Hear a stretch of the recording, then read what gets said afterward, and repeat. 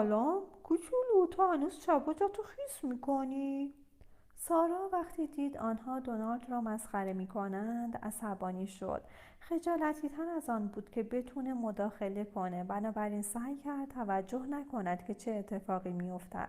سارا زیر لب با خود گفت اونا فکر میکنن خیلی باهوشن اما خیلی سادن.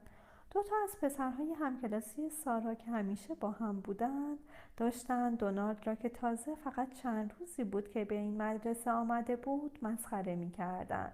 خانواده دونالد تازه به این شهر آمده بودند و خانه‌ای در انتهای خیابان محل زندگی سارا را اجاره کرده بودند.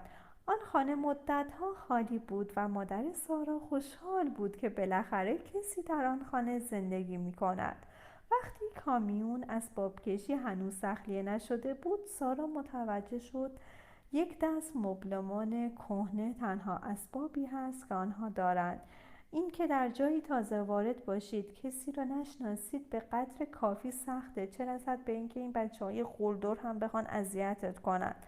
سارا همانجا در راهرو ایستاده بود و تماشا می‌کرد که لین و تامی داشتن دونالد را اذیت می‌کردند. اشک در چشمانش جمع شد. یاد دیروز افتاد که وقتی دونالد را صدا کردند تا بایستد و به همکلاسی‌هایش معرفی شود، او با استرس با جامه‌داری قرمز براقش بازی کرد و کلاس از خنده منفجر شد. سارا قبول داشت که این کار مناسب او نبود و بیشتر مناسب بچه‌هایی با سن و سال برادر کوچک سارا بود، اما واقعا معتقد بود که نباید تحقیرش می‌کردند. سارا می‌دونست که این برای دونالد یک مرحله بحرانی است. اگر او در همان دقیقه اول میتونست کنترل اوضاع را به دست بگیرد، مثلا با شجاعت میایستاد و پوزخند میزد و اهمیت نمیداد که کلاس در موردش چه فکری میکند، شاید همه چیز جور دیگری پیش میرفت. اما اینطور نشد. دونالد خجالت زده و ترسیده روی صندلیاش نشست، لبش را گاز گرفت. معلم سارا آنها را توبیخ کرد اما اصل موضوع فرقی نکرد. برای بچه‌های کلاس مهم نبود که آقای یور در موردشان چه فکری می‌کند، ولی مطمئناً برای دونالد مهم بود که بچه‌ها در موردش چه فکری می‌کنند.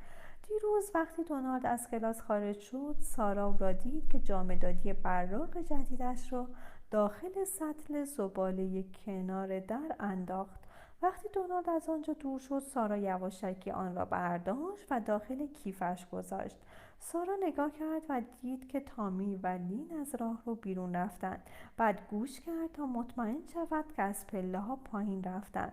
سارا میدید که دونالد جلوی کمد مدرسه‌اش ایستاده، اما فقط ایستاده و خیره شده بود و کاری نمی‌کرد. گویا باید چیزی آنجا باشد که اوضاع رو بهتر کنه، یا شاید فقط برای دور شدن از همه چیز میخواست داخل کمد مدرسه بخزد. سارا از نگرانی به خودش میپیچید. نمیدونست چی کار میکنه، ولی دلش میخواست کاری کنه تا دونالد حال بهتری داشته باشه. بعد از اینکه بیرون را نگاه کرد تا مطمئن شود قلدرها رفتن، جامه‌داری قرمزش را از کیف بیرون آورد و به طرف دونالد که حالا با کتابش درگیر بود و سعی میکرد آرامش خود را بازیابد گرفت.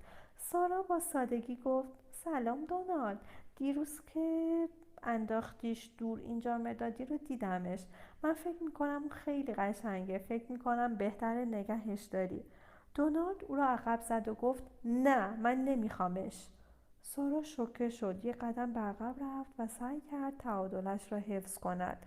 دونالد با فریاد گفت اگه فکر میکنی خوبه برای خودت نگهش دار. سارا فوراً آن را در کیفش گذاشت و با امید به اینکه کسی آنها را ندیده یا حرفهایشان را نشنیده باشد به سرعت از مدرسه خارج و به سمت خانه رفت.